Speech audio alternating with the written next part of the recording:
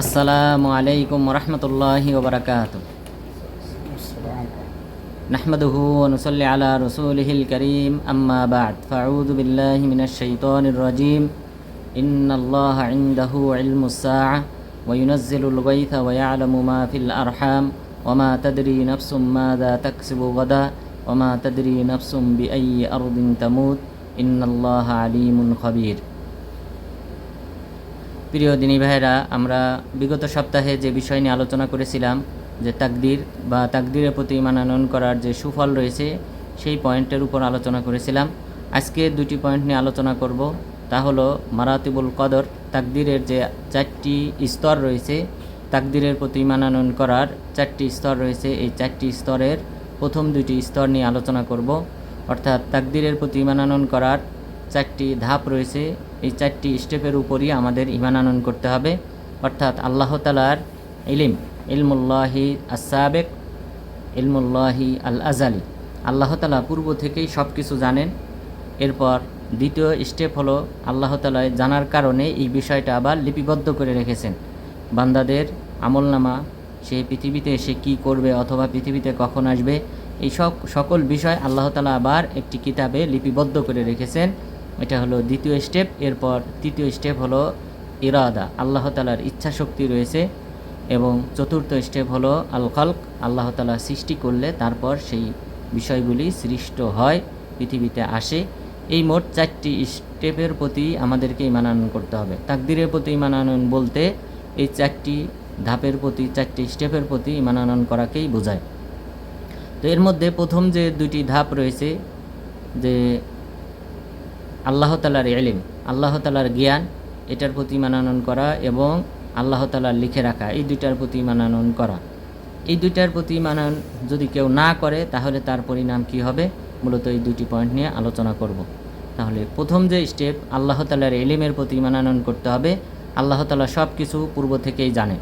এই মহাবিশ্বে যা কিছু ঘটবে এবং যা কিছু সৃষ্টি হবে, সব কিছু আল্লাহ তাআলা পূর্ব থেকে জানেন। এটার প্রতি আমাদেরকে ঈমান আনয়ন করতে হবে। এই সম্পর্কে মহান রব্বুল আলামিন বলেন, ইন্নাল্লাহা ইনদাহু ইলমুস সাআহ ওয়া ইউনাজ্জিলুল গায়থ ওয়া ইয়া'লামু মা ফিল আরহাম ওয়া মা তাদরি নাফসুম মাযা তাকসিবু গাদা ওয়া মা তাদরি নাফসুম বিআইয়ি আরদিন তামুত। নিশ্চয়ই আল্লাহ তাআলা, তার কাছেই রয়েছে গায়েবী বিষয়ের জ্ঞান। গায়েবী বিষয় সম্পর্কে একমাত্র আল্লাহ তাআলাই জানেন। ইন্নাল্লাহা ইনদাহু ইলমুস সাআহ, সেই গায়েবী বিষয়ের মধ্যে অন্যতম হলো আল্লাহ তাআলা, তিনি কিয়ামত কখন সংগঠিত হবে সেই বিষয়টা জানেন। কিয়ামত কখন সংগঠিত হবে এই বিষয়ে অন্য কোনো মাখলুক জানেন না, কোনো ফেরেশতা জানেন না এবং কোনো নবীগণও জানেন না। আল্লাহ তাআলা তাদেরকে কাউকেই অবহিত করেন নাই কোন সময় কিয়ামত সংগঠিত হবে। শুধুমাত্র এই বিষয়ের কিছু বিষয়ে আল্লাহ তাআলা অবহিত করেছেন, যেমন শুক্রবারে কিয়ামত সংগঠিত হবে। এরপর কিছু আলামত সম্পর্কে অবহিত করেছেন। এই কিয়ামত সংগঠিত হওয়ার পূর্বে নক্ষত্ররাজি একটি আরেকটির উপর আছড়িয়ে পড়বে, সূর্য চন্দ্রকে গ্রাস করবে, এরপর নক্ষত্রগুলি আলোহীন হয়ে যাবে। এইভাবে নানান ধরনের আলামতের কথা বলা হয়েছে, কিন্তু কোন সময়ে হবে, কখন সংগঠিত হবে, এটার জ্ঞান একমাত্র আল্লাহ তাআলাই জানেন। এরপর মহান রব্বুল আলামিন বললেন, মানুষের রেহেমে তথা মাতৃগর্ভে যা রয়েছে সেটা সম্পর্কেও আল্লাহ তাআলা জানেন। তিনি একমাত্র ব্যক্তি যিনি জানেন মাতৃগর্ভে যে সন্তান রয়েছে সে প্রকৃতপক্ষে নারী হবে, পুরুষ হবে, সে কি দুনিয়াতে আসার পর ভালো আমলদার হবে নাকি খারাপ আমলকারী হবে, এই সকল বিষয়ে, যাবতীয় বিষয়ে একমাত্র আল্লাহ তাআলাই জানেন। এরপর মহান রব্বুল আলামিন জানেন যে তিনি একমাত্র বৃষ্টি বর্ষণকারী। মহান রব্বুল আলামিন তিনিই জানেন কখন বৃষ্টি হবে, এই বিষয়টা তিনিই কেবলমাত্র জানেন। এরপর মহান রব্বুল আলামিন জানেন আগামীকাল কোনো ব্যক্তি কি উপার্জন করবে সেই বিষয়টা, এবং কোন জমিনে কোন জায়গায় সে মারা যাবে এই বিষয়টাও একমাত্র আল্লাহ তাআলা জানেন। তাহলে এই 5টি বিষয় সম্পর্কে তথা গায়েবী এই 5টি বিষয় সম্পর্কে একমাত্র আল্লাহ তাআলাই জানেন। মহান রব্বুল আলামিন সেই কথাই বলেছেন, ওয়া ইনদাহু মাফাতিহুল গায়বি লা ইয়া'লামুহা ইল্লা হু। আল্লাহ তাআলার নিকটই রয়েছে গায়েবী বিষয়ের চাবিকাঠি। গায়েবী বিষয় সম্পর্কে একমাত্র আল্লাহ তাআলাই জানেন, তিনি ব্যতীত অন্য কেউ জানেন না। তাহলে আল্লাহ তাআলা তিনি এই মহাবিশ্বে যা কিছু ঘটে এবং পাশাপাশি যে সকল বিষয় ভবিষ্যতে ঘটবে অতীতে যা কিছু ঘটেছিল, বর্তমানে যা ঘটছে, সব কিছু সম্পর্কে একমাত্র আল্লাহ তাআলাই জানেন। মহান রব্বুল আলামিন আরও বলেন তার এই জ্ঞান সম্পর্কে, জানা সম্পর্কে, ওয়ামা মিন গাইবাতিন ফিস সামাই ওয়াল আরদ ইল্লা ফি কিতাবিম মুবিন। এই আসমান এবং জমিনের মধ্যে যদি কোনো কিছু গায়েব থাকে, অনুপস্থিত থাকে, কোনো কিছু যদি অদৃশ্য থাকে, লুকিয়ে থাকে, তাহলে সেই বিষয়ের জ্ঞান একমাত্র আল্লাহ তাআলার রয়েছে। আসমান এবং জমিনের মাঝে কোনো কিছু যদি লুকিয়ে থাকে, মাটির নিচে কি লুকিয়ে রয়েছে সেই বিষয়ে আমরা জানি না, তো সেই বিষয়টা সম্পর্কে একমাত্র আল্লাহ তাআলা জানেন। মহাকাশে শূন্যে কি রয়েছে, ফেরেশতাগণ রয়েছে, এছাড়াও অন্যান্য যে যদি কোনো মাখলুক থেকে থাকে, তাহলে সেই বিষয় সম্পর্কেও একমাত্র আল্লাহ তাআলা জানেন।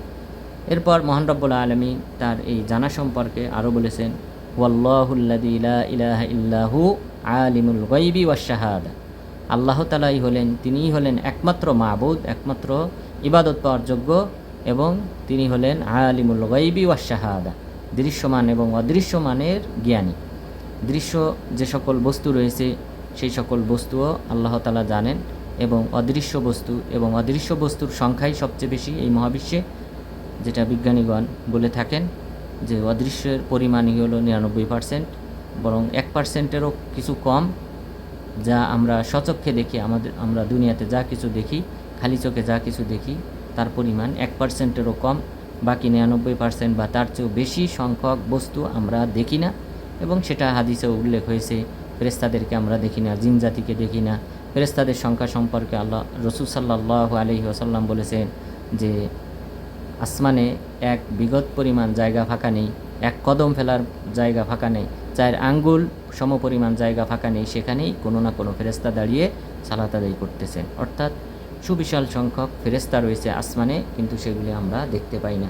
অনুরূপভাবে জিন জাতি রয়েছে, আমরা তাদেরকে দেখতে পাই না। এছাড়াও অণু, পরমাণু, আরও যত সকল বস্তু রয়েছে সেগুলি আমরা দেখতে পাই না, কিন্তু সেগুলি সম্পর্কে মহান রব্বুল আলামিন তিনি জানেন। দৃশ্যমান এবং অদৃশ্যমান সব কিছু সম্পর্কে আল্লাহ তাআলা অবহিত রয়েছেন। মহান রব্বুল আলামিন আরও বলেন, ওয়া আন্নাল্লাহা ক্বাদ আহাতা বিকুল্লি শাইইন ইলমা। আল্লাহ তাআলা সব কিছুকে তার ইলমের মাধ্যমে বেষ্টন করে রেখেছেন। ইলমের মাধ্যমে অর্থাৎ আল্লাহ তাআলা জানেন সব কিছু, এবং তার এই জ্ঞান সব কিছুকে অন্তর্ভুক্ত করেছে। সেই বস্তু ছোট হোক অথবা বড় হোক, সব কিছু আল্লাহ তাআলা বেষ্টন করে রেখেছেন। ওয়াসিআ কুল্লা শাইইন ইলমা। আল্লাহ তাআলার ইলম সব কিছুকে বেষ্টন করে রেখেছেন, সব কিছুর বিষয়ে আল্লাহ তাআলা খবর রাখেন। এছাড়াও মহান রব্বুল আলামিন আরও বলেছেন, কুতিবা আলাইকুমুল কিতালু ওয়া হুয়া কুরহুল লাকুম ওয়া আসা আন তাকরাহু শাইআন ওয়া হুয়া খায়রুল লাকুম ওয়া আসা আন তুহিব্বু শাইআন ওয়া হুয়া শাররুল লাকুম আল্লাহু ইয়ালামু ওয়া আনতুম লা তা'লামুন। যে তোমাদের উপর জিহাদকে ফরজ করা হয়েছে, যদিও এটা তোমাদের নিকট অপছন্দনীয়, এবং আল্লাহ তাআলা তোমাদের উপর এমন কিছু বিধান দান করেন যেটা তোমাদের কাছে অপছন্দনীয় হলেও আল্লাহ তাআলার নিকট প্রিয় তোমাদের জন্যে, এবং ওই অপছন্দনীয় বিষয়ের মাঝেই কল্যাণ নিহিত রয়েছে। আবার অনেক পছন্দনীয় বিষয় রয়েছে, যেই পছন্দনীয় বিষয়ের মাঝেই তোমাদের অকল্যাণ নিহিত রয়েছে, আর এই বিষয়টা একমাত্র আল্লাহ তাআলাই জানেন, তোমরা জানো না। তো সুতরাং মহান রব্বুল আলামিন এখানে এই যে তাকদীর, আল্লাহ তাআলা যে আমাদের তাকদীর নির্ধারণ করেছেন, এই তাকদীরের বিষয়ে যে আল্লাহ তাআলা জানেন, আমরা জানি না, আমরা অজ্ঞ, আমাদের ভবিষ্যতে কি হবে সেটা আমরা জানি না। তো এই যে আল্লাহ তাআলা যে জানেন, এটাকেই বলা হয় সিররুল্লাহ। আল্লাহ তাআলার সির তথা ভেদ, আল্লাহ তাআলার গোপন ভেদ, যে তাকদীরের গোপন ভেদ একমাত্র আল্লাহ তাআলা ভালোই জানেন। যে কেন আল্লাহ তাআলা আমাদের এই তাকদীর নির্ধারণ করেছেন, ভালো মন্দের ফয়সালা করেছেন, সেটার ভেদ রহস্য একমাত্র আল্লাহ তাআলাই ভালো জানেন। মহান রব্বুল আলামিন আরও বলেছেন, যখন ফেরেশতাগণ আদম আলাইহিস সালামকে সৃষ্টির ব্যাপারে যখন তারা মন্তব্য করেছিলেন যে তারা পৃথিবীতে এসে ফিতনা ফাসাদ সৃষ্টি করবে, তখন আল্লাহ তাআলা প্রত্যুত্তরে বলেছিলেন, ইন্নী আ'লামু মা লা তা'লামুন। আমার এমন কিছু জ্ঞান রয়েছে যে বিষয়ে তোমাদের জ্ঞান নেই। অর্থাৎ আমি জানি এদেরকে পৃথিবীতে পাঠালে তারা আমার ইবাদত করবে, কিন্তু তোমরা সেই বিষয়টা জানো না। আর আমার যে হিকমা রয়েছে, যে আমি যে উদ্দেশ্য নিয়ে আমি তাদেরকে সৃষ্টি করেছি, যে তারা পৃথিবীতে এসে পরীক্ষা দেবে, তাদের মধ্য থেকে যে ব্যক্তি এই পরীক্ষায় পাশ করবে সে জান্নাতি হবে, তো এই পরীক্ষার জন্যে আমি তাদেরকে পৃথিবীতে পাঠাবো। সুতরাং যে ব্যক্তি অন্যায় কাজে জড়িত হবে তাকে আমি শাস্তির সম্মুখীন করব, যে ব্যক্তি ভালো আমল করবে সেই ব্যক্তিকে আমি সোয়াবের সম্মুখীন করব, জান্নাতের সম্মুখীন করব। সুতরাং আমি যা জানি তাদেরকে সৃষ্টি করার মাধ্যমে যে আমার হিকমা রয়েছে, কৌশল রয়েছে, সেই বিষয়টা তোমরা জানো না। তো মহান রব্বুল আলামিন নিজের জ্ঞান সম্পর্কে এই বিষয়গুলি উল্লেখ করেছেন। এছাড়াও সবচেয়ে গুরুত্বপূর্ণ যে আয়াত, আল্লাহ তাআলার ইলমের ব্যাপারে মহান রব্বুল আলামিন বলেছেন, ওমা তাকুনু ফি শাআনিন ওমা তাতলু মিনহু মিন কুরআন ওয়ালা তা'মালুনা মিন আমালিন ইল্লা কুন্না আলাইকুম শুহুদান ইয তুফিদুনা ফি। যে আপনি যদি কোনো একটা কাজ করেন, অথবা আপনি যদি কোরআনের কোনো একটা আয়াত তেলাওয়াত করেন, অথবা তোমরা যদি কোনো আমল করো, তাহলে তোমরা জেনে রেখো তোমরা এই আমল করার পূর্বেই আমি এই সম্পর্কে অবহিত রয়েছি। ওয়ামা ইয়াযুবু আন রাব্বিকা মিন মিসকালি যাররাতিন ফিল আরদি ওয়ালা ফিস সামা ওয়ালা আসগরা মিন যালিকা ওয়ালা আকবার ইল্লা ফি কিতাবিম মুবিন।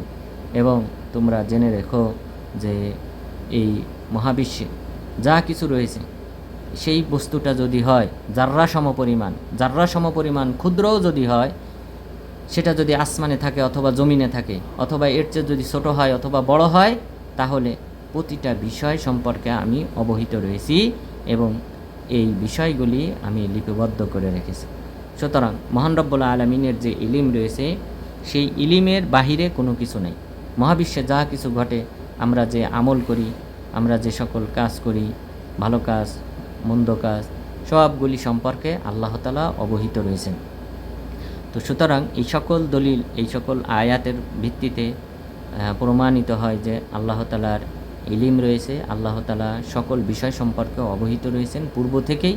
অর্থাৎ পৃথিবীতে যদি কোনো ব্যক্তি এখনও ভূমিষ্ঠ না হয়, তবুও আল্লাহ তাআলা সে কখন ভূমিষ্ঠ হবে, সে দুনিয়াতে সে কী করবে, সকল বিষয় সম্পর্কে আল্লাহ তাআলা পূর্ব থেকেই অবহিত রয়েছে। সুতরাং আমাদেরকে আল্লাহ তাআলার এই ইলিমের প্রতি ঈমান আনয়ন করতে হবে। এরপর আল্লাহ তাআলার এই ইলিমের ব্যাপারে যে সকল দলিল হাদিসে বর্ণিত হয়েছে, তার মধ্যে অন্যতম হলো ইমরান বিন হুসাইন রাদিয়াল্লাহু আনহু, তিনি বলেন যে রাসূল সাল্লাল্লাহু আলাইহি ওয়াসাল্লামের কাছে এক ব্যক্তি আসলেন। আসার পর বললেন যে, হে আল্লাহ রাসূল, উলিমা আহলুল জান্নাহ মিন আহলিন নার, কে জান্নাতি কে জাহান্নামী এই বিষয়টা কি আল্লাহ তাআলা আগে থেকেই জানেন? তখন তিনি বললেন, হ্যাঁ, আল্লাহ তাআলা জানেন। তখন এই সাহাবী প্রশ্ন করলেন, ফিমা ইয়ামালুল আমিলুন, হে আল্লাহ রাসূল, তাহলে আমলকারীরা কেন আমল করবে? আল্লাহ তাআলা যদি আগে থেকেই জানেন কোন ব্যক্তি জান্নাতি কোন ব্যক্তি জাহান্নামী, তাহলে এই সকল ব্যক্তিদের আমল করার কি দরকার? তারা কেন আমল করবে? তখন তিনি বললেন, কুল্লুন মুয়াসসারুন লিমা খুলিকালা, প্রত্যেককে যেই উদ্দেশ্য নিয়ে সৃষ্টি করা হয়েছে, অর্থাৎ যেই ব্যক্তির গন্তব্য হবে জান্নাত, সেই ব্যক্তির সেই পথটাকে সুগম করে দেওয়া হবে, সহজ করে দেওয়া হবে। যেই ব্যক্তির পথ হবে জাহান্নাম, সেই ব্যক্তির এই পথটাকেও সুগম করে দেওয়া হবে, সহজ করে দেওয়া হবে। সুতরাং তোমরা আমল করো। সুতরাং আমলের উপর ভিত্তি করে বোঝা যাবে যে এই ব্যক্তিটা প্রকৃতপক্ষে জান্নাতের পথে রয়েছে নাকি জাহান্নামের পথে রয়েছে। সুতরাং আমরা যেহেতু জানি না আমাদের ভাগ্যে কী লিপিবদ্ধ করা হয়েছে, আমরা জান্নাতি না জাহান্নামী, সুতরাং আমাদেরকে আমল করে যেতে হবে এবং এই আমলটাই হলো আমাদের প্রমাণ যে আমরা সঠিক পথে অটল আছি, আমরা জান্নাতি পথে অটল আছি। সেটার প্রমাণ হলো আমাদের এই সৎ আমলগুলি। সুতরাং এই হাদিসেও আমরা জানলাম যে রাসূল সাল্লাল্লাহু আলাইহি ওয়াসাল্লাম বলেছেন আল্লাহ তাআলা আগে থেকেই জানেন কে জান্নাতি কে জাহান্নামী। ঠিক অনুরূপ হাদিস বর্ণিত হয়েছে আলী রাদিয়াল্লাহু আনহু থেকে। রাসূল সাল্লাল্লাহু আলাইহি ওয়াসাল্লাম একদা বাকি কবরস্থানে বসা ছিলেন। তার হাতে একটা কাঠি ছিল, সেই কাঠি দিয়ে তিনি জমিনে আঘাত করতেছিলেন।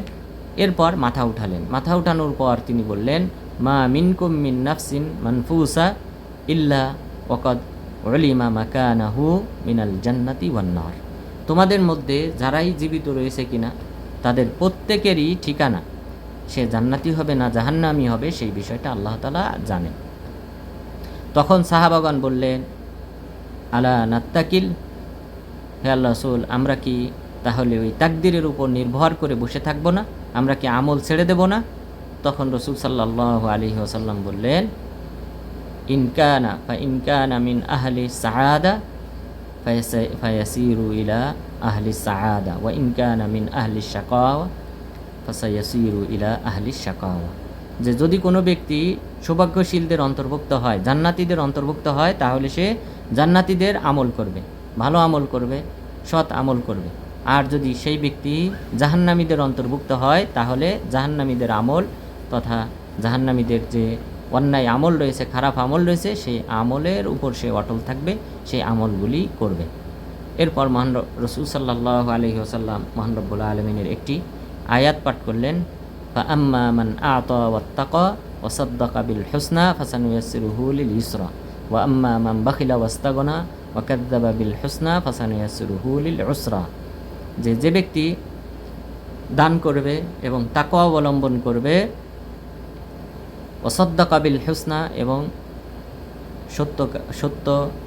সত্য হিসেবে জান্নাতকে সত্যায়িত করবে, সত্যের উপর যে ব্যক্তি অটল থাকবে আমি তার পথকে সহজ করে দেব। আর যদি কোনো ব্যক্তি মিথ্যা প্রতিপন্ন করে এবং বা কৃপণতা করে, অর্থাৎ যদি আল্লাহর রাস্তায় দান না করে, কৃপণতা করে এবং সে যদি মিথ্যা প্রতিপন্ন করে কোরআন এবং হাদিসকে, তাহলে আমি তার পথকে কঠিন করে দেব। সুতরাং যে ব্যক্তি ভালো আমল, সৎকা করা ভালো আমল, এরপর তাকওয়া অবলম্বন করা ভালো আমল, তো এই ভালো আমল যে ব্যক্তি করবে তার জন্য আমি জান্নাতের পথকে সুগম করে দেব। সুতরাং যে ব্যক্তিরা ভালো আমল করে বোঝা যায় সেই ব্যক্তিরা প্রকৃতপক্ষে জান্নাতের পথে অটল রয়েছে এবং তাদের শেষটাও জান্নাতের পথের উপর তথা কল্যাণের উপর তাদের সমাপ্তি ঘটবে, মৃত্যু ঘটবে, সেটা বোঝা যায়। তো এই কারণেই রাসূল সাল্লাল্লাহু আলাইহি ওয়াসাল্লাম আমল করার কথা বলেছেন। সুতরাং এই হাদিসেও উল্লেখ হয়েছে যে আল্লাহ তাআলা আগে থেকেই জানেন যে কোন ব্যক্তি জান্নাতি এবং কোন ব্যক্তি জাহান্নামী। এরপর তাকদীরের দ্বিতীয় যে পয়েন্ট, অর্থাৎ দ্বিতীয় যে স্টেপ, যে আল্লাহ তাআলা যেহেতু আমাদের সম্পর্কে আগে থেকেই জানেন, আমরা পৃথিবীতে এসে কি করব, কি খাবো, কখন ঘুমাবো, সব কিছু যেহেতু আগে থেকে জানেন, সুতরাং এই বিষয়টা আল্লাহ তাআলা লিপিবদ্ধ করে রেখেছে। তো লিপিবদ্ধ করে রাখার প্রতিও আমাদের ঈমান আনয়ন করতে হবে যে আল্লাহ তাআলা আগে থেকেই লিপিবদ্ধ করে রেখেছেন। মহান রব্বুল আলামিন বলেন, মা ফাররাতনা ফিল কিতাবি মিন শাই, আমি এই কিতাবে কোনো কিছু লিপিবদ্ধ করতে ছাড়ি নাই, আমি সব কিছুই লিপিবদ্ধ করে রেখেছি। অর্থাৎ এটা হলো লাউহে মাহফুজে। লাউহে মাহফুজে আল্লাহ তাআলা আমাদের তাকদীর, আমরা কি করব, সব কিছু বিষয় আল্লাহ তাআলা আগে থেকেই লিপিবদ্ধ করে রেখেছেন।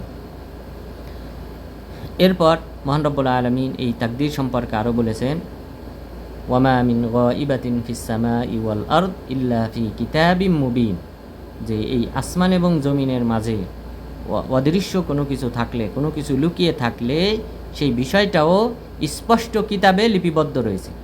তো মহান রব্বুল আলামিন এখানে বললেন, স্পষ্ট কিতাবে আমি এই বিষয়টা, এই মহাকাশে এবং মহাশূন্যের মাঝে এবং পৃথিবী জমিনের মধ্যে যদি কোনো কিছু লুকিয়ে থাকে তাহলে সেই বিষয়টাও আমি কিন্তু কিতাবে ইতিপূর্বে লিখে রেখেছি।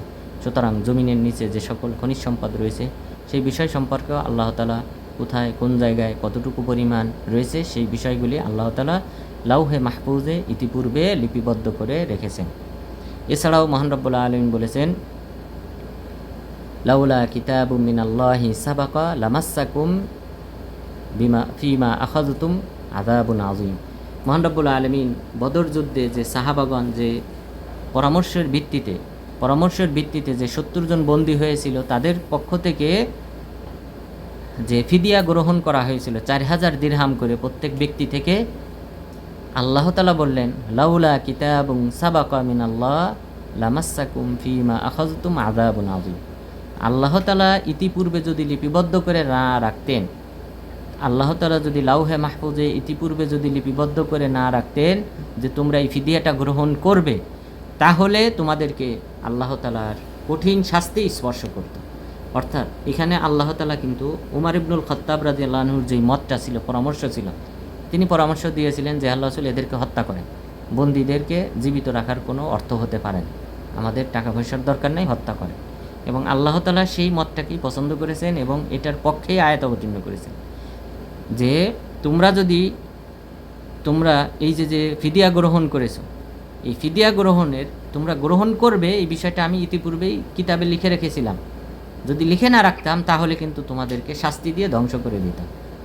তো সুতরাং এখান থেকেও বোঝা যায় এই বিষয়টাও আল্লাহ তাআলা কিতাবে ইতিপূর্বে লিপিবদ্ধ করে রেখেছেন। মহান রব্বুল আলামিন আরও বলেছেন, ওয়ালাকাদ কাতাবনা ফিজ জাবুরি মিন বাদি যিকরি আন্নাল আরদা ইয়ারিসুহা মিন ইবাদিয়াস সালিহুন।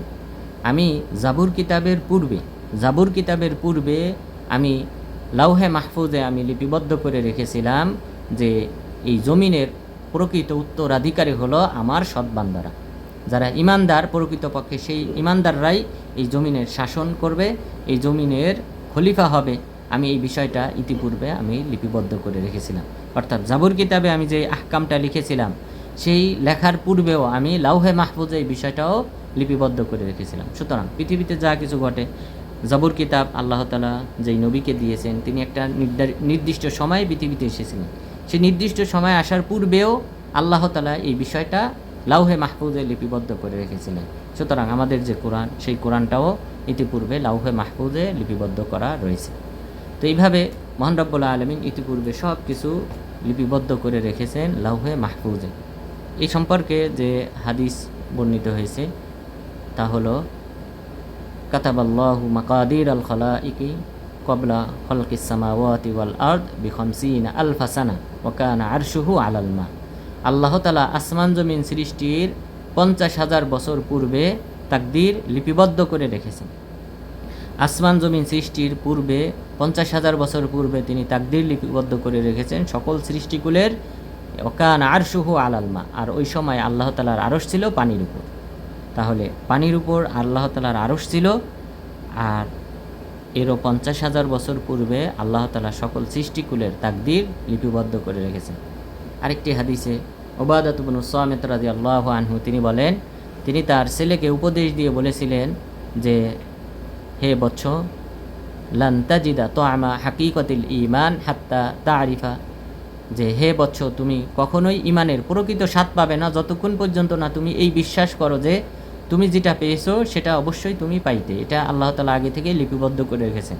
আর তুমি যেটা পাও নাই, যেটা তোমার ছুটে গেছে, সেটা অবশ্যই ছুটে যাওয়ার ছিল, এটা তোমার তাকদীরে লিপিবদ্ধ ছিল না।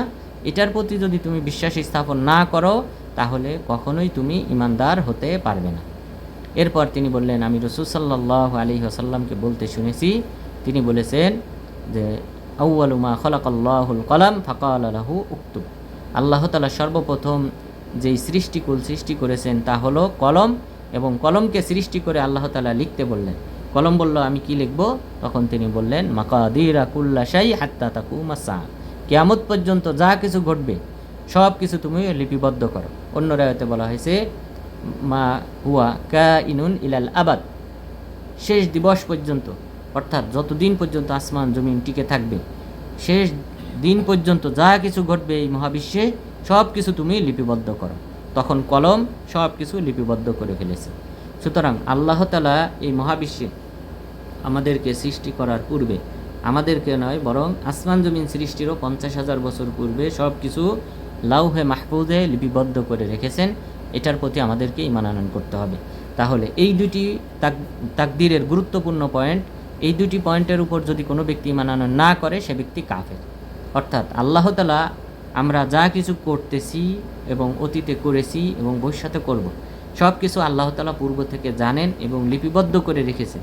এই দুইটা পয়েন্টের উপর কোনো ব্যক্তি যদি ঈমান আনয়ন না করে সে ব্যক্তি কাফের এবং সে মুরতাদ হয়ে যাবে যদি সে মুসলিম থেকে থাকে ইতিপূর্বে। এই সম্পর্কে রাসূল সাল্লাল্লাহু আলাইহি ওয়াসাল্লাম বলেছেন, লা ইয়াদখুলুল জান্নাহ আক ওয়ালা মুদমিনু খামর ওয়ালা মুকাদ্দিবুম বিকদার।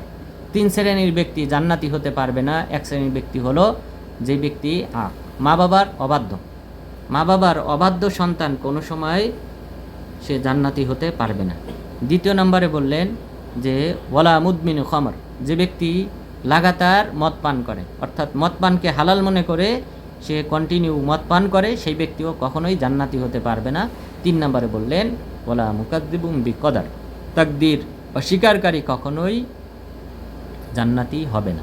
এখানে তাকদীর অস্বীকার বলতে আলেমগণ একমত পোষণ করেছেন, আলেমদের ইজমা হয়েছে যে তাকদীরের যে 4টি ধাপ রয়েছে তার মধ্যে প্রথম যে 2টি ধাপ আল্লাহ তাআলা আগে থেকেই সব কিছু জানেন, লিপিবদ্ধ করে রেখেছেন। এই 2টি স্টেপের কোনো একটা যদি কেউ অস্বীকার করে সে কাফের এবং সে চিরস্থায়ী জাহান্নামী, এবং রাসূল সাল্লাল্লাহু আলাইহি ওয়াসাল্লামও সেই কথাই বলেছেন।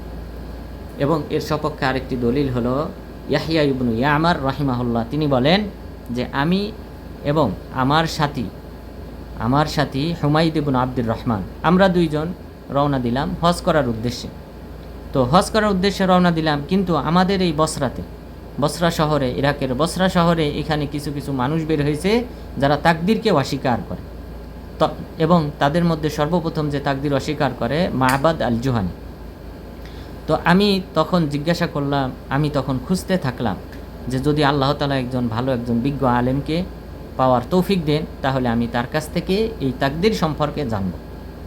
তখন আমরা হজে আসলাম। হজে আসার পর আবদুল্লাহ ইবনে ওমর রাদিয়াল্লাহু আনহুর সাথে আমাদের সাক্ষাৎ। তখন আবদুল্লাহ ইবনে ওমর রাদিয়াল্লাহু আনহুকে আমরা বললাম যে যহারা ইনদানা উনাসুন ইয়াতাকাফফারুনা আল ইলম, আমাদের দেশে বসরাতে কিছু মানুষ বের হয়েছে যারা নিজেদেরকে বিজ্ঞ আলেম মনে করে, নিজে ইলমটাকে সূক্ষ্মভাবে তারা যাচাই বাছাই করার দাবি করে। তারা নিজেদেরকে বিজ্ঞ আলেম দাবি করে এবং সূক্ষ্ম মাসালায় তারা কথা বলার চেষ্টা করে।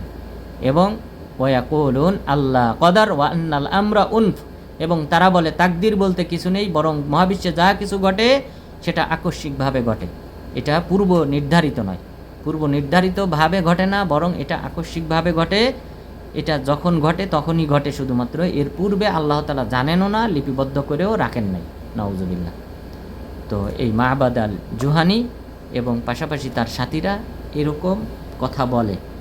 তখন আবদুল্লাহ ইবনে ওমর রাদিয়াল্লাহু আনহু তিনি বললেন যে ফাইদা লাকিতুমুহুম ফাআখবিরুহুম আন্নী বারিউম মিনহুম ওয়া হুম বুরাআউ মিন্নী, যে যখন তোমরা তাদের সাথে সাক্ষাৎ করবে তখন তাদেরকে জানিয়ে দিবে যে আমি আবদুল্লাহ ইবনে ওমর, আমার সাথে তোমাদের কোনো সম্পর্ক নেই, এবং আমি তোমাদের থেকে মুক্ত, তোমরাও আমার থেকে মুক্ত, আমাদের মাঝে কোনো সম্পর্ক নেই। এরপরে তিনি বললেন লাউ আন্না আহাদাকুম আনফাকা মিসলা উহদিন যাহাবা মা কবিলাহুল্লাহু আজ্জা ওয়া জাল্লা হাত্তা ইউমিনা বিল কদারি কুল্লিহি খায়রিহি ওয়া শাররি, যে তোমরা তাদেরকে জানিয়ে দিবে যে তোমাদের মধ্যে কেউ যদি উহুদ পাহাড় সমান স্বর্ণ আল্লাহর রাস্তায় দান করে, অথচ তাকদিরের প্রতি ঈমান আনয়ন করে নাই, পুরা তাকদিরের উপরই, অর্থাৎ তাকদিরের ভালো মন্দ উভয়টার প্রতি যদি ঈমান আনয়নকারী না হয়, তাহলে আল্লাহ তাআলা তার এই উহুদ পাহাড় সমান স্বর্ণের পাহাড় দান করলেও সেটা আল্লাহ তাআলা কবুল করবেন না। অর্থাৎ তারা কাফেরের কাছ থেকে আল্লাহ তাআলা কবুল করবেন না। তো তুমি তাদেরকে এটা জানিয়ে দিও। সুতরাং আবদুল্লাহ ইবনে ওমর রাদিয়াল্লাহু আনহুর এই ফতোয়া থেকে স্পষ্ট হয় যে যারা বসরাতে প্রথম প্রকাশ পেয়েছিল এই তাকদিরকে অস্বীকার করার মাধ্যমে, যাদের প্রথম আবির্ভাব ঘটে মাহবাদ ইবনে আবদুল্লাহ আল জুহানি, পাশাপাশি তার অনুসারী পরবর্তীতে তাকে অনুসরণ করে গাইলান দিমাশকি, এই সকল ব্যক্তিরা তারা কাফের ছিল। এবং কাফের থাকার কারণে তাদের পরিণামও যেটা হওয়ার সেটাই হয়েছিল, তাদেরকে হত্যা করা হয়েছিল, শুলে চড়ানো হয়েছিল। ইমাম আউজাই রাহিমাহুল্লাহ তিনি বলেন যে বসরাতে সর্বপ্রথম যে ব্যক্তি তাকদির অস্বীকার করে, অর্থাৎ ইসলামের মধ্যে সর্বপ্রথম যে বিদাত ঘটে সেটা হলো খাওয়ারেজদের বিদাত। এটা ছিল 37 হিজরিতে। পরবর্তীতে শিয়াদের এই বিদাতটা চালু হয়। এরপর 80 হিজরিতে চালু হয় এই তাকদির অস্বীকার করার বিদাতটা, এটা শুরু হয় 80 হিজরিতে। অর্থাৎ মুসলিমদের মধ্যে তাকদিরের ব্যাপারে যে বিদাতের প্রচলন ঘটে সেটা ঘটেছিল 80 হিজরিতে। তো এই 80 হিজরিতে যখন এই সকল ব্যক্তিরা তাকদির অস্বীকার করে, তো এরা প্রকৃতপক্ষে মুসলিমদের মধ্য থেকে প্রকৃতপক্ষে এই তাকদির অস্বীকার করার এই পয়েন্টটা তারা কার কাছ থেকে পেয়েছে, এই সম্পর্কে ইমাম আউজাই রাহিমাহুল্লাহ বলেন বসরাতে সর্বপ্রথম যে ব্যক্তি তাকদির অস্বীকার করে সে ব্যক্তি হলো সাউসান নামে এক ব্যক্তি। সেই ব্যক্তি খ্রিস্টান ছিল, ইসলাম গ্রহণ করার পর পুনরায় আবার সে খ্রিস্টান হবে। তো এই সাউসানের কাছ থেকে ইমাম আউজাই রাহিমাহুল্লাহ বলেন যে মাহবাদ বিন আবদুল্লাহ আল জুহানি সে এই তাকদির অস্বীকার করার বিষয়টা তার কাছ থেকে শিক্ষা গ্রহণ করে, এবং মাহবাদ আল জুহানিকে অনুসরণ করে গয়লান বিন মুসলিম আর দিমাশকি এই ব্যক্তি তাকদির অস্বীকার করে এবং এই বিষয়টা সে প্রচার করে। তো এই যে ব্যক্তিরা তাকদির অস্বীকার করেছিল, এই সাউসান সে তো খ্রিস্টান হয়ে গেছিল পুনরায়, সুতরাং সে মুসলিম শাসনতন্ত্রের বাহিরে চলে গিয়েছিল, অর্থাৎ সে পলায়ন করেছিল বা আত্মগোপন করেছিল। যেভাবে হোক সে মুসলিম খলিফার হাত থেকে সে রক্ষা পায় এবং তার বিষয়ে আর পরবর্তীতে তেমন কিছু জানা যায় না। দ্বিতীয় যে ব্যক্তি এই সাউসান খ্রিস্টানের কাছ থেকে যে এই তাকদির অস্বীকার করা, অর্থাৎ আল্লাহ তাআলা পূর্ব থেকে কিছুই জানেন না, লিখেও রাখেন নাই, যা কিছু ঘটে এটা আকস্মিকভাবে ঘটে, এই কথাটা তারা মাবাদ আল জুহানি যে শিখেছিল, এই মাবাদ আল জুহানিকে হত্যা করা হয়েছে। আমাদের দেশে বর্তমানে যে একটা বিষয়, যে আমাদের দেশের সেনাপ্রধান তিনি একটা মন্তব্য করেছেন যে সব কিছুতে বিদাত ঢুকে গেছে, সালাতে বিদাত, দোয়াতে বিদাত, সব জায়গায় বিদাত। তো উনি তো কথাটা সত্য বলেছেন। আমাদের দেশে মানুষ তো ইসলাম ধর্মের অনেক আহকামকে পরিবর্তন করে ফেলেছে, নিজেরা বিদাতের মধ্যে ডুবে আছে, বিদাতে ছেয়ে গেছে।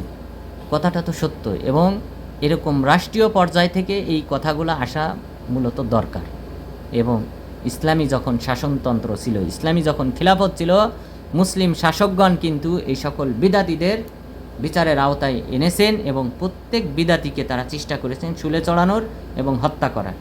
আজকে আমাদের আলোচনার সাথে যে ব্যক্তিগুলো সম্পৃক্ত, এই তাকদিরের এই প্রথম দুটি স্টেপকে অস্বীকার করেছিল, মুসলিমদের মধ্য থেকে যদি আমরা ধরি তাহলে মাবাদ বিন আবদুল্লাহ আল জুহানি।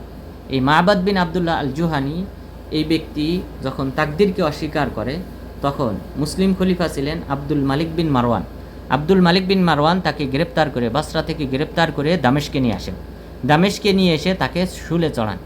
শুলে চড়ানো বলতে এই ব্যক্তির ক্ষেত্রে যেটা ঘটেছিল তা হলো তার হাতের রগ, পায়ের রগ কেটে দেওয়া হয়, কেটে তাকে খেজুর গাছে লটকিয়ে রাখা হয় এবং এখান থেকে রক্ত ঝরে। রক্ত ঝরার পর তাকে ছেড়ে দেওয়া হয়, অর্থাৎ তাকে পরিপূর্ণরূপে হত্যা করা হয় না। পরিপূর্ণরূপে হত্যা না করে তার হাত এবং পা, দুই হাত দুই পায়ের রগ কেটে দিয়ে তাকে শুলে চড়িয়ে, অর্থাৎ পেরেক মেরে গাছের সাথে লটকিয়ে রেখে দেওয়া হয় এবং পরবর্তীতে তাকে ছেড়ে দেওয়া হয়। এটাই এই পরিণাম ঘটেছিল এই মাবাদ আল জুহানির। তার শিষ্য, তার কাছ থেকে যে এই আকিদা শিক্ষা গ্রহণ করেছে সে হলো গয়লান বিন মুসলিম আদ-দিমাশকি। তো গয়লান বিন মুসলিম আদ-দিমাশকিকে 106 হিজরিতে গয়লান বিন মুসলিম আদ-দিমাশকি এই ব্যক্তি প্রথমে সে ওমর ইবনে আব্দুল আজিজ, তথা তিনি খলিফা ছিলেন 99 থেকে 101 হিজরি পর্যন্ত। তো এই সময়টাতে সে কিন্তু এই তাকদিরকে অস্বীকার করেছিল। তো ওমর ইবনে আব্দুল আজিজ তাকে তার রাজ দরবারে ডাকার পর জিজ্ঞাসা করেন যে আমি শুনেছি তুমি নাকি তাকদির অস্বীকার করো। তখন সে কোরআনের কয়েকটা আয়াত পাঠ করলো। আয়াত পাঠ করার পর, মানে যেই আয়াতগুলা থেকে বোঝা যায় যে বান্দাই এই আমলগুলা করে, ভালো মন্দ যেটা করার এটা বান্দাই করে। এই আয়াতগুলো পাঠ করার পর ওমর ইবনে আব্দুল আজিজ বললেন, এর পরের আয়াত পাঠ করো। পরের আয়াতে ছিল ওমা তাশাউনা ইল্লা ইয়াশা আল্লাহ, তোমরা কোনো কিছু ইচ্ছা করো না, তবে জেনে রেখো সেটা কিন্তু আল্লাহ তাআলার ইচ্ছা দিন। অর্থাৎ আল্লাহ তাআলা চাইলেই কেবল ঘটে, না চাইলে ঘটে না। তখন এই ব্যক্তি সে অস্বীকার করলো। তখন সে বলল যে কদ কুনতু আমা ফা আবসারতানি, আমি অন্ধ ছিলাম, আপনি আমার চক্ষু খুলে দিয়েছেন, আমি পথভ্রষ্ট ছিলাম, আপনি আমাকে সঠিক পথ দেখিয়েছেন। অর্থাৎ যেন সে তওবা করেছে এবং সে তার ওই পূর্বে যে তাকদির অস্বীকার করতো সেটা থেকে যেন ফিরে এসেছে, এমনটা বুঝিয়েছে ওমর ইবনে আব্দুল আজিজ মুসলিম খলিফাকে। তখন ওমর ইবনে আব্দুল আজিজ বলেছিলেন যে আল্লাহ দোয়া করেছিলেন যে সে যদি সত্য বলে থাকে তাহলে আল্লাহ তুমি তাকে দিনের উপর অটল রাখো, আর যদি মিথ্যা বলে থাকে তাহলে তুমি তাকে শুলে চড়ানোর মাধ্যমে ধ্বংস করো। তিনি মারা গেলেন। মারা যাওয়ার পর মুসলিম খলিফা হলেন হিশাম বিন আব্দুল মালিক। হিশাম বিন আব্দুল মালিক তিনি আগে থেকেই, খলিফা হওয়ার পূর্ব থেকেই তিনি অপেক্ষায় ছিলেন যে কখন এই গয়লান আদ-দিমাশকিকে হত্যা করবেন। তিনি যখন মুসলিম খলিফা হলেন তিনি তাকে ডাকলেন। ডাকার পর তার হাত কেটে দিলেন, তার হাত এবং পা কেটে দিলেন, অর্থাৎ হাতের কবজি থেকে এবং পায়ের গোড়ালি থেকে কেটে দিলেন। কেটে দিয়ে তাকে ছেড়ে দিলেন। ছেড়ে দেওয়ার পর তার পাশ দিয়ে এক ব্যক্তি অতিক্রম করতেছিল এবং সে বলতেছিল হাদা মিন কযা ইল্লাহি ওয়া কদারি, যে হে গয়লান আদ-দিমাশকি, এই যে তোমার হাত কাটা পড়ছে এবং তার ওই হাতে মাছি পড়তেছিল, এটা দেখে তখন তিনি বললেন যে এটাও আল্লাহ তাআলা তাকদিরে লিখে রেখেছে। তো অর্থাৎ কাটা জায়গায় লবণ ছিটিয়ে দেওয়ার মতো, যে তোমার এই যে হাত কেটে গেছে, এখানে যে মাছি পড়তেছে, তো এটাও কিন্তু আল্লাহ তাআলা তাকদিরে লিখে রেখেছে। তখন সে বলল যে না, এটা কোনো সময় তাকদিরে লেখা থাকতে পারে না, বরং এটা মুসলিম খলিফাই করেছে, আমার সাথে অন্যায় করেছে। এই কথা জানার পর তখন তাকে পুনরায় ডেকে শুলে চড়িয়ে তাকে হত্যা করা হয়। তো মুসলিম খলিফাগণ বিদাতিদেরকে কখনোই প্রশ্রয় দেননি, তাদেরকে বিচারের আওতায় এনেছেন, হত্যা করেছেন, যেমনটা ঘটেছে এই তাকদির অস্বীকারী ব্যক্তিদের ক্ষেত্রে। সুতরাং আমাদের দেশের সরকারের উচিত তারা কোরআন এবং সহিহ হাদিস নিয়ে গবেষণা করবে, চর্চা করবে, মানুষকে জানাবে, এবং মানুষ যদি এইভাবে ভিন্ন মত অবলম্বন করে, সঠিক আকিদার বিপরীত কোনো আকিদা পোষণ করে, অবশ্যই তারা যেমনভাবে চোর ডাকাতকে দমন করে ঠিক অনুরূপভাবে এই সকল বিদাতিদেরকেও অবশ্যই দমন করে। এটাই হলো ইমানের দাবি, বরং সরকারেরই মূল এগুলি হলো দায়িত্ব। এই কারণে মুসলিম খলিফাগণ কোনো বিদাতিকেই ছেড়ে দেন নাই, প্রত্যেক বিদাতিকেই তারা বিচারের আওতায় এনেছেন, ফাঁসিতে ঝুলিয়েছেন, কাউকে আগুনে পুড়িয়ে হত্যা করেছেন, কাউকে শুলে চড়িয়েছেন, এইভাবে নানানভাবে তাদেরকে হত্যা করেছেন। সুতরাং আমাদের উচিত হবে এই তাকদিরের যে প্রধান দুইটি স্টেপ রয়েছে, এই প্রধান দুটি স্টেপের উপর ঈমান আনয়ন করা। তো আল্লাহ তাআলা যেন আমাদের সবাইকে তাকদিরের উপর দৃঢ় বিশ্বাস স্থাপন করে দিনের উপর অটল থাকার মাধ্যমে আল্লাহ তাআলার নৈকট্য অর্জন করার তৌফিক দান করেন এবং জান্নাতুল ফিরদাউসের অধিবাসী হওয়ার তৌফিক দান করেন, এবং আমাদের সকল পাপ গুনাহখাতাগুলি আল্লাহ তাআলা যেন ক্ষমা করে দেন। আমিন। ওয়া সাল্লাল্লাহু আলা নবিয়িনা মুহাম্মদ ওয়া আলা আলিহি ওয়া সাহবিহি আজমাইন।